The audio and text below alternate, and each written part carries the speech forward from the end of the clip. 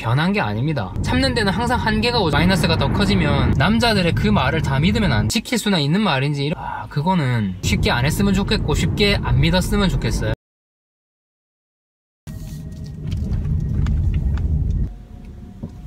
네, 안녕하세요.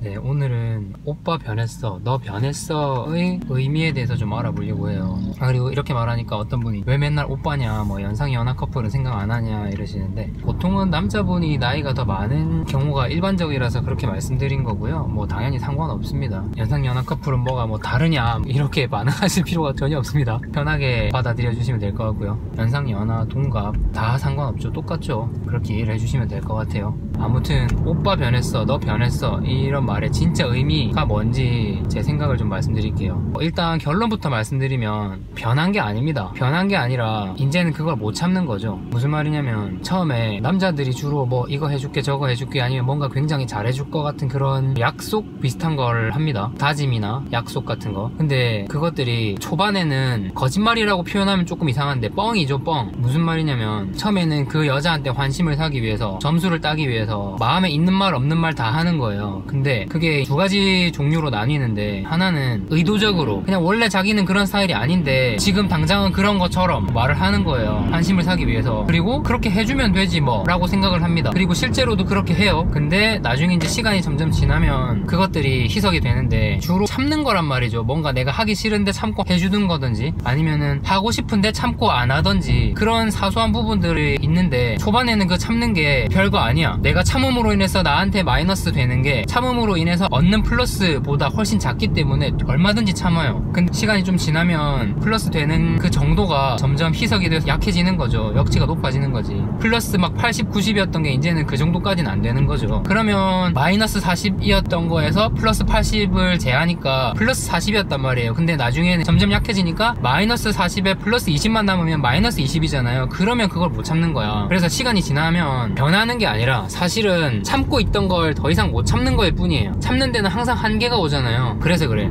참는 거로 인해서 생기는 마이너스와 플러스 다 합쳐서 플러스가 아닐 때, 그때 더 이상 못 참는 거죠. 그래서 결국은 못 참는 순간이 온다, 그렇게 좀 이해를 하시면 돼요. 그거를 근데 의도적이지 않게 거짓말하는 경우도 있어요. 뻥이 더 적절한 표현인 것 같아요. 자기도 모르게 그때 당시에는 그게 진심이야, 막 그렇게 하고 싶은 거예요. 자기의 실제 모습은 아닌 거지. 근데 그걸 본인도 모르고 있을 경우가 많아요, 은근히. 그래서 그런 식으로 말을 했다가 나중에 보니까 점점 역시 마찬가지로 플러스 마이너스 이렇게 되는데, 마이너스가 더 커지면 이제 그게 귀찮아지는 거죠. 뭐 예를 들면 처음에는 뭔가를 배우고 싶어서 내 돈 주고 막 하죠. 그러다가 나중에는 귀찮아지니까 돈 아까운 것보다도 귀찮은 게 더 큰 거죠. 그러면 이제 안 가는 그런 거라고 보시면 돼요. 그래서 이거를 그러면 어떻게 해야 되느냐. 첫째, 남자분들이 자기 스스로 생각을 잘 해봐야 돼요. 이게 과연 내가 진짜 지킬 수 있는 말들인지, 지킬 수 있는 약속, 지킬 수 있는 다짐인지 생각을 잘 해보셔야 된다는 거죠. 무턱대고 환심 사기 위해서 그렇게 말했다가 나중에 의도적이든 의도적이지 않든 내가 변하는 꼴이 되어버리면 상대방한테 그건 거짓말한 게 되는 거고, 그러면 나만 실없는 놈 되고 상대방은 상처받고 이렇게 된단 말이에요. 그래서 자기가 할 수 있는 부분에 대해서만 말을 했으면 좋겠어요. 그리고 여성분들은 남자들의 그 말을 다 믿으면 안 돼요. 의도적인 거는 남자들이 거짓말한 거니까 뭐 나쁜 거지만, 의도적이지 않고 그 순간의 감정에 취해서 진짜 해줄 것처럼 말하고 초반에는 해주기도 한단 말이에요. 그러면 그거는 남자분들도 스스로 컨트롤을 못하는 부분이에요, 어떻게 보면. 그래서 그 말들에 다 현혹돼서 믿고 넘어가는 게 아니라, 얘가 과연 스타일을 봤을 때 이 말을 진짜 지킬 수 있는지, 이게 과연 이 사람의 원래 스타일인지 본심인지 얼마나 가겠는지, 이런 것도 스스로 판단해 보셔야 돼요. 남자분들도 마찬가지겠죠. 여자가 뭐 나 이렇게 할게 저렇게 할게 할 때도 당연히 마찬가지입니다. 그래서 서로 뭔가 속았다거나 속인다거나 이런 느낌이 들지 않게 스스로 잘 판단하고, 또 상대방에 대해서도 과연 이게 진짜 맞는 말인지, 이게 진짜 지킬 수나 있는 말인지, 이런 거 잘 생각해 보셔야 돼요. 매번 집에 데려다 준다 이런 것도 어떻게 매번 데려다 주겠어요. 뭐 차가 있는 사람 없는 사람 이러면 차가 있는 사람이 데려다 주는 건 어렵진 않을 거예요. 운전 조금만 더 하면 되니까. 근데 피곤해 죽겠는데 저기 가면 막 지하철로 40분 45분 한두 번 갈아타고, 근데 자기 집에 가면 또 거기서부터 또 1시간 걸려. 그거를 매일 한다? 매번?